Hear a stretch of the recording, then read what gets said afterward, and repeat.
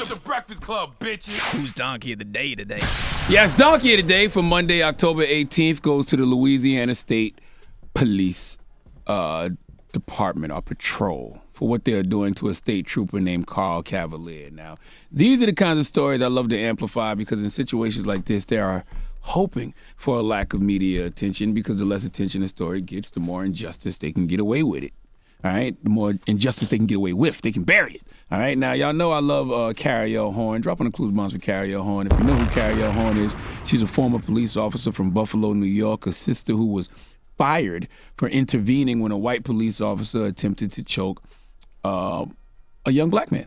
All right, this happened in 2006. She got fired in 2008 and just won a lawsuit to receive her pension this past April in 2021. I got a lot of love for Carrie Horn, and her situation made me hypersensitive to police officers who do the right thing. Because we all talk about this blue wall of silence and the idea of good cops or bad cops, and we often say you can't possibly be a good cop if you don't speak out against the bad cops. Well, cases like Carrie Horn show you that even when you are a good cop who stops bad cops from doing things like killing folks, there will be consequences and repercussions to you, and you will end up being punished. And that's exactly what has happened or is happening to Carl Cavalier. Would you like to know the story of Carl Cavalier? Well, let's go to BNC News for the report, please. We turn now to Louisiana, where a black state trooper has been fired after speaking out about police brutality and racism within his department. This comes after Trooper Carl Cavalier gave several TV interviews criticizing the department for its handling of the death of Ronald Greene, a black man who died after he was beaten and dragged during an encounter with troopers. But police initially reported that Ronald died in a car crash. A spokesperson with Louisiana State Police says Cavalier is being let go because he violated department policy.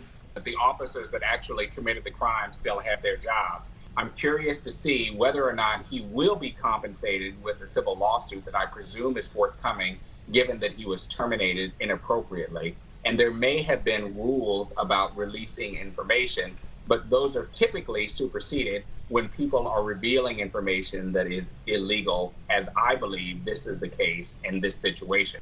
Trying to get rid of an officer for doing the right thing. So you're a Louisiana state trooper who accused your colleagues of an internal cover-up because of the murder of a brother named Ronald Greene. Rest in peace to Ronald Greene. Now, I tell y'all all the time, I'm not the highest grade of weed in the dispensary, but if Louisiana State Police tell Ronald Greene's family that Greene died in a car crash, but body camera and dash camera footage show something totally different, meaning they show Ronald Greene being tased, kicked, and punched before he died in police custody, then somebody got some explaining to do. And Carl Cavalier feels the same way. Let's listen to him and what he had to say. Let's go to WWL-TV, CBS 4 for the report, please. These guys are actively covering up a murder. You know, it can happen to anyone. My family member, your family member, I just want the right thing to be done. Yeah, so I consider it a murder because why else would we hesitate to be transparent about it? You know, why else would we not do our jobs and hold these guys accountable? Why else? You know, there's still videos that still remain under lock and key.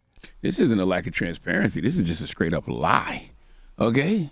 How can a system be changed from the inside out when people on the inside are punished for doing the right thing? Does law enforcement understand that these are the kind of situations that could build trust between the community and law enforcement? All we want to know is that someone is attempting to do the right thing. We just want to be treated fairly. We can't keep having these conversations about, you know, bad apples in law enforcement, because when you hear stories like this, clearly the whole tree is rotten.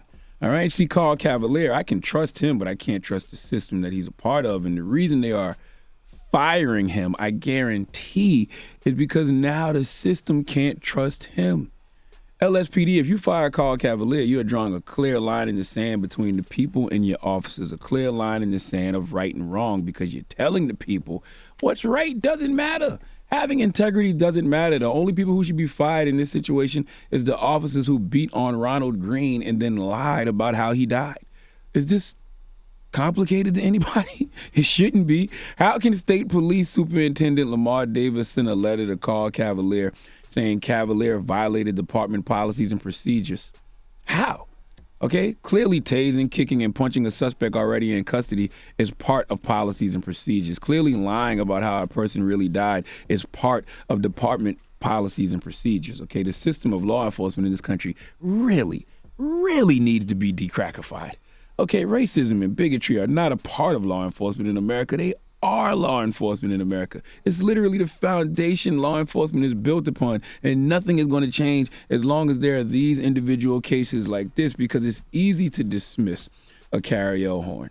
It's easy to dismiss a Carl Cavalier, but what would happen if all the good cops in these departments stood up against injustice and not just one? What if it was a collective of officers saying, no, this is wrong, and this is not how we do things, and if it is how the system does things, we won't be doing them like this anymore? Even when I look at what Carl Cavalier was accused of in regard to violating the department's policy, it says they violated the department's policy on public statement, lawful orders, loyalty to the department. Why? Because he got loyalty to the people, dissemination of information, seeking publicity, and conduct unbecoming to an officer. Meanwhile, as Carl said, the officers who potentially killed someone and lied about it are still on the force. If what they did isn't unbecoming to an officer, what is? They said he's seeking publicity. Why? Because he's simply trying to get justice for a man who a bunch of officers allegedly killed, and then they lied about how he died? Oof. External circumstances will not change until internal belief systems change. Hold your head, Carl Cavalier. Please give the Louisiana State Troopers the biggest hee-haw. All right. All right. Well, thank you for that donkey today. Now, this just in. My mom and dad just hit me. They told me that Colin Powell passed away. Oh, wow. Mm-hmm. Yes. So rest in peace. His family actually said it on Facebook. They said he died from complications from COVID, and he was 84 years old. And we'll give you some more information as we know, but it was just announced like 5 minutes ago. Yeah, and they said he was fully vaccinated. Mm-hmm. But he said he died of complications of COVID-19. Oh, complications is a key word, by the way. Because he was 80-something years old. He probably had some other health issues and things of that nature. Mm-hmm.